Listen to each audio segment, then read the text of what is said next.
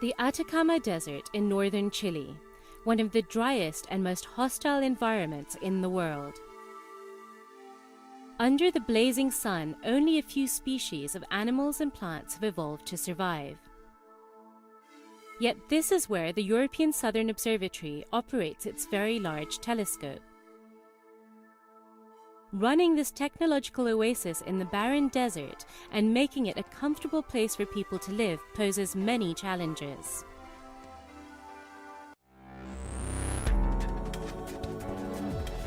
This is the ESOcast, cutting-edge science and life behind the scenes of ESO, the European Southern Observatory, exploring the ultimate frontier with our host, Dr. J, aka Dr. Joe.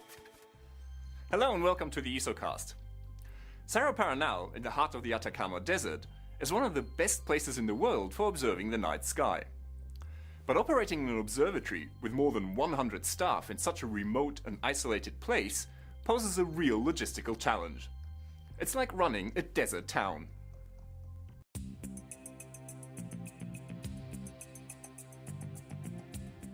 Everything that is needed to make this Mars-like landscape a haven for people has to be brought in from far away. The most essential delivery to the arid desert is water.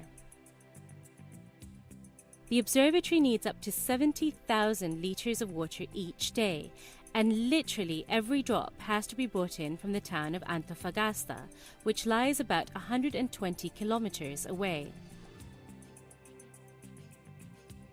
Everyone at the observatory is careful not to waste water, and it is recycled as much as possible. In some ways, the Paranal Hotel, called the Residencia, is the heart of the observatory. This is where people come to relax and escape the harsh desert environment, and, very importantly, this is where the canteen is. Now, the quality of the food is absolutely crucial to everyone's mood and motivation, and so the catering staff at the canteen are working very hard indeed to keep everyone happy. Sometimes they even dish up a barbecue. But whatever they do, they always have to plan well ahead, because they can't just pop down to the shops. The nearest food suppliers, just like everything else, are about 120 kilometers. Once a week, an important transport arrives at the Residencia, bringing in all the food needed to feed 100 people. Throughout the year, some 200 tons of food are brought to the observatory.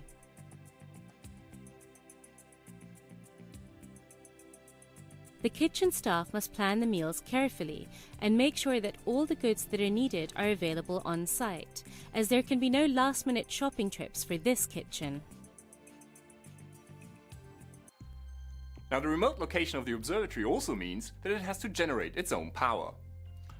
About 2 megawatts are required to run the whole observatory.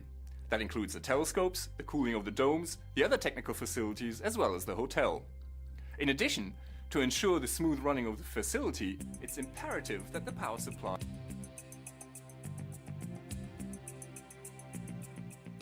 The power plant at the Paranal Observatory. The plant is serviced at regular intervals to guarantee trouble-free operation.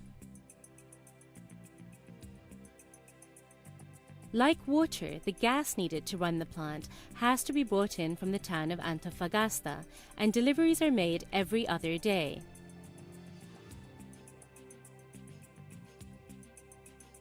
In the unlikely event that there is a problem with the electricity supply from the main power plant, a backup supply from diesel generators can be used. Seeing Paranal from afar, amidst the stark desert landscape, it's incredible to think about the 100 people who live and work here.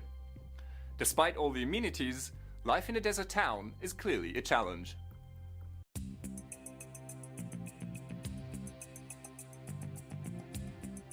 There is a constant flow of people arriving and departing from the observatory. In addition to the ESO staff, about 2,000 guests, such as visiting astronomers and journalists, are accommodated every year. The associated logistics are hard work for the staff.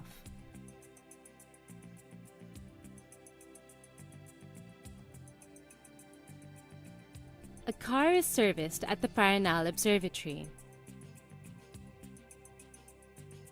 Cars play an important role at the observatory, as the astronomers and engineers often need to drive several kilometers between the residencia. The car fleet is serviced at regular intervals by mechanics.